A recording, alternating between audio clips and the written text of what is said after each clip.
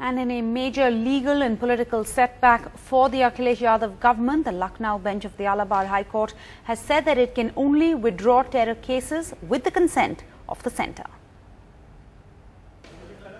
Akhilesh Yadav's pro-minority agenda has hit a roadblock.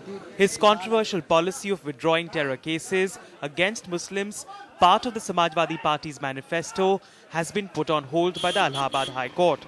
The court has now said the UP government cannot withdraw terror cases without the consent of the centre, as most laws invoked against terror accused are central laws. Case वापस लेने का अधिकार केवल केंद्र सरकार की अनुमति के बाद ही है. From a list of 79 terror accused, the government had begun withdrawing cases against 19 people, who the government felt had been framed. The court's logic has left many unconvinced, but the opposition feels it is a course correction. इसमें executive power किसी में भी नहीं है उन्हें, इसलिए central government की permission की जरूरत नहीं है.